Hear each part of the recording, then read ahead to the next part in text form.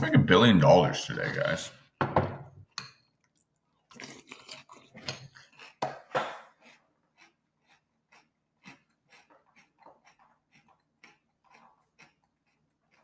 All right, I'm going to have to do a lot of cutting down because I'm munching down like a fucking maniac right now. But I didn't even get the chance to look at the markets yesterday, so I'm going a little bit blind today. You know, why people buy for this is, I don't know if you guys see some Cinnamon Toast Crunch, but it's an off brand. And I will never understand why people buy the on brand of a cereal, because if you ever try the off brand, it tastes exactly the same. Like it tastes exactly the same. So I don't know. I don't get it. But you guys did not come for a cereal TED Talk. Came for day trading. So let's do some day trading. Okay.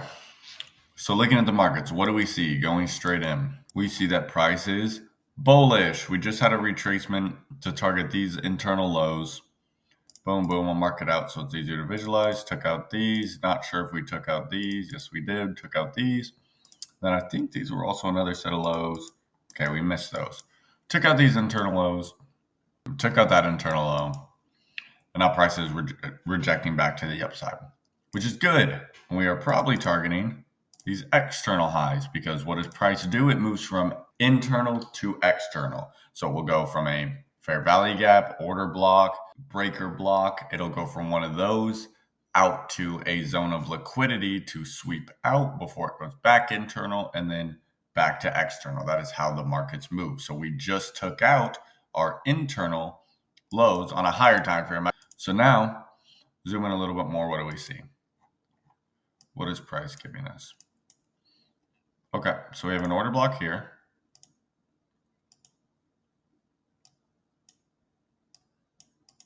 That was tapped into. Okay. And prior to that, we had this whole order block right there. That was tapped into. So price balanced from here. Okay. We got sweeps.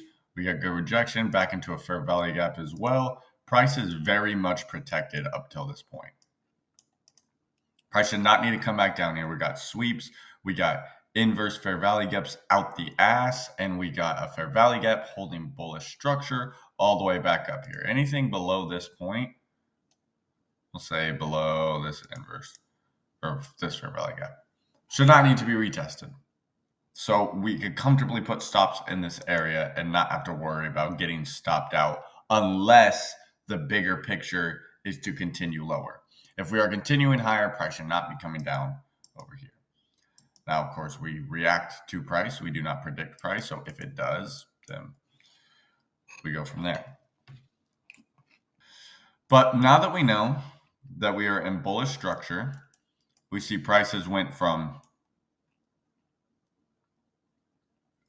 Asia highs, came down to an internal fair value gap, came out to take out these highs, hit a fair value gap here, came back down into this fair value gap. Whoops. I'll draw both of them. I'll draw both of them out. Okay. So now we see after that, price came down into this fair value gap. Price came back into this order block. And price inversed this fair value gap. So yet again, more confluences that we want to be bullish. You have to look at all these things. And even if I came into the day wanting bearish, you cannot deny how bullish we are. So then we go in even further. Okay. So we know the price is respecting bullish restructure out from here. Let's go down to the 1 hour. What do we see? All right. Between pairs, we could see. I can't see because my face is in the way. Let's see if we see any. Okay.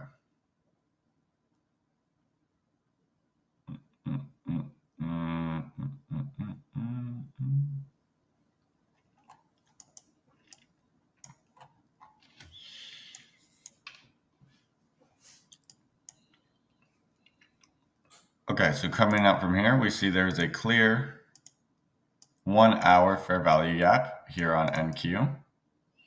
We see we have Asia lows right here.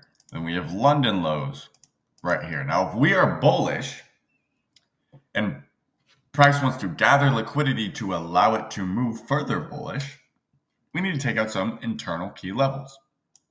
This fair value gap being a huge one.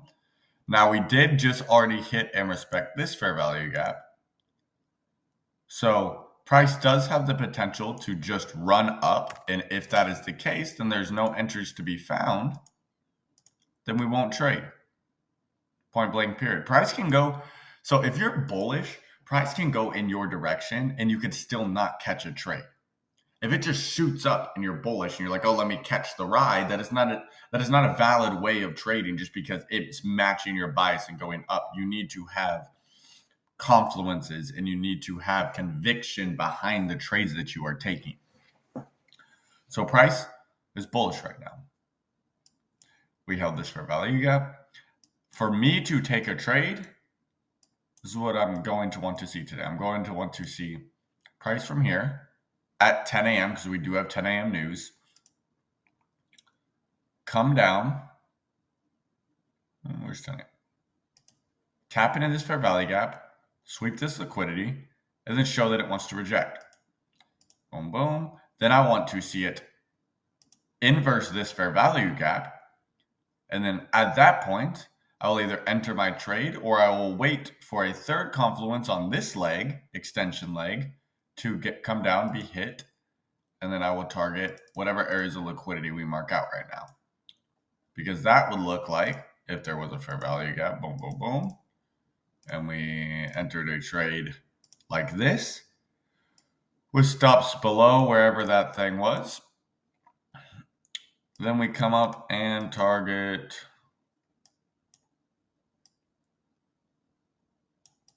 so nice. 2.64 risk reward. Roughly. This is just my imagination going. We are on the higher time frame too, so we're probably going to get a way tighter entry.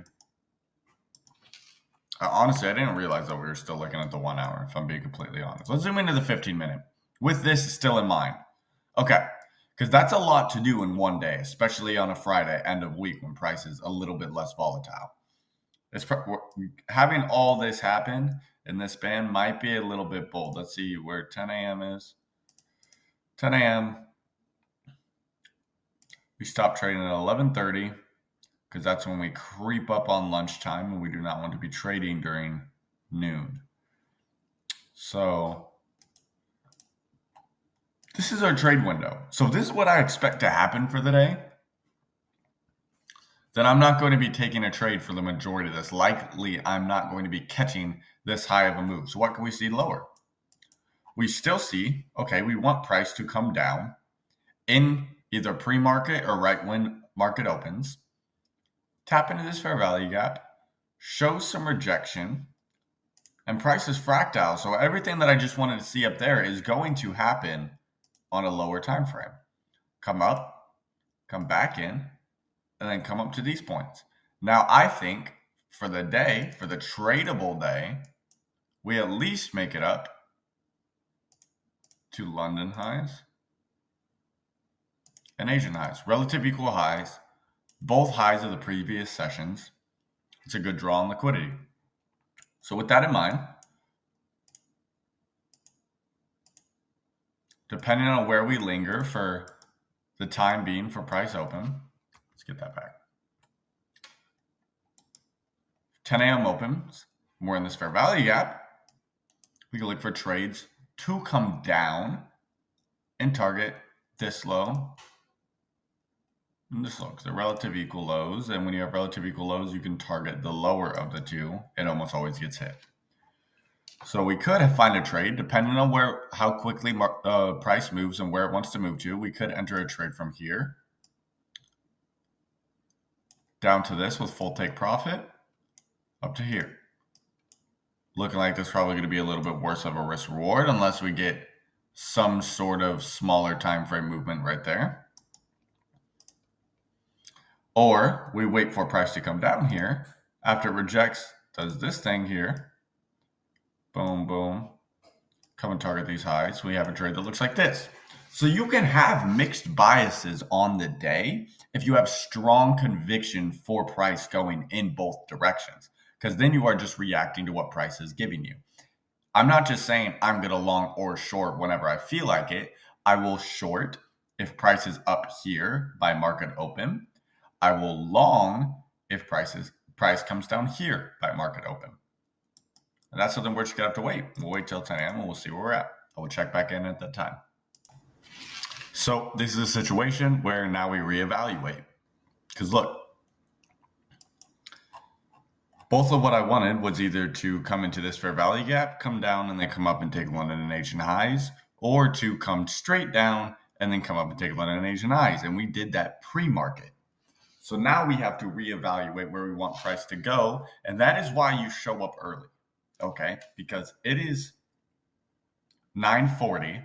I had everything planned out that I wanted for the day. And then now things started to go differently before market open. But now I have time to sit here and reevaluate where I think it's going to go to give myself a stronger bias. You need to show up early. You need to put the time in. You cannot show up at market open and expect to be able to take consistent winning trades. So price is going up right now. We are forming an SMT here.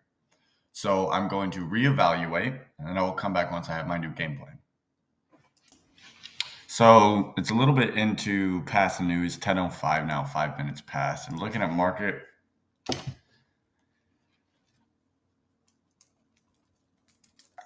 What do we do with this? What do we do with this, guys?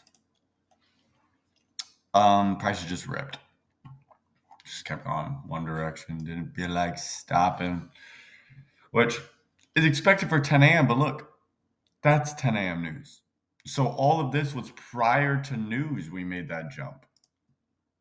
So now it looks like my draw for the day was here. And now price is on its way up to yesterday's, not even London highs, but just yesterday's highs. So we probably hit those.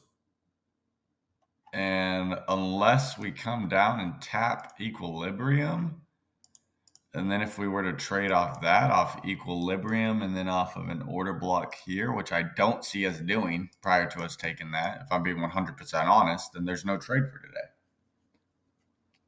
This price is just soaring.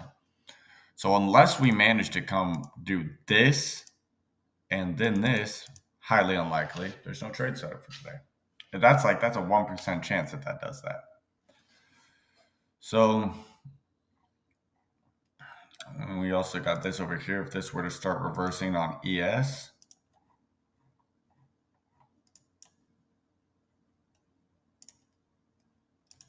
trade down and up towards these highs and these highs, maybe. I doubt it, but maybe. So we'll see. I'll keep an eye out, and I will either come back to tell you guys I'm not trading for the day or come back with an entry. All right. I wasn't recording when I just entered my trade, but price ended up coming up on here. I entered it on my funded and not on this. So price ended up coming up and sweeping these highs, previous day highs. It came down, and on the 5 minute, we got an inverse fair value gap right here, ran through that, and then we came up and tapped a fair value gap to hold bearish structure. That is one confluence, that is two confluences, that is three confluences. And on top of that, on the 15 minute, when we swept previous day's highs, we only did so on NQ, not on ES. So we formed an SMT divergence between these two pairs. So that protects me. So I'm in my funded right now here, targeting equilibrium of this extension.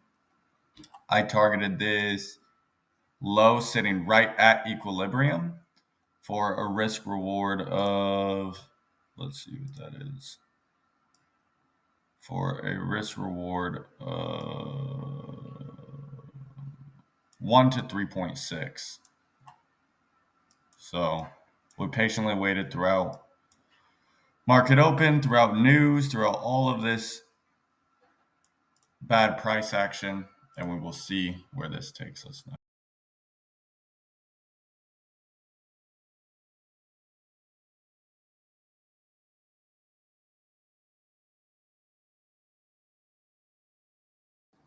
So we bottom ticked NQ. We got a really good entry, really good take profits, took partials here, took the ref stop at equilibrium of these swing lows to swing highs. Price reversed immediately after. This is a great example of not being too greedy, because I didn't want price to come all the way down to, let's say, this order block or something down here on the bigger time frame and get a crazy 1 to 6 risk reward. I was modest. I got in and got out. And especially with Friday being a day where it has a lack of volatility, I didn't want, my entry for my position was already a lot later than I like taking trades.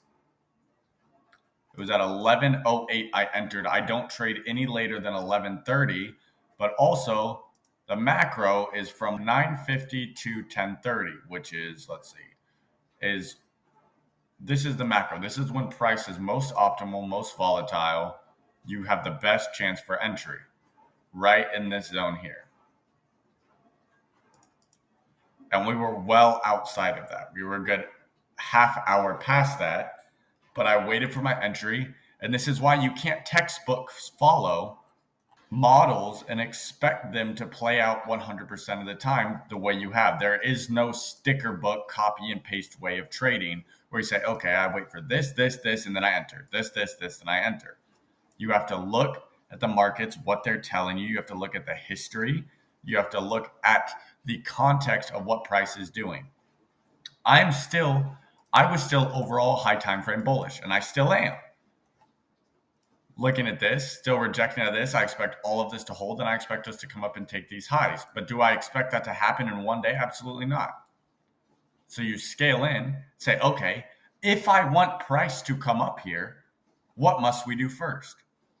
And for us to come up here, we just made a huge imbalance here.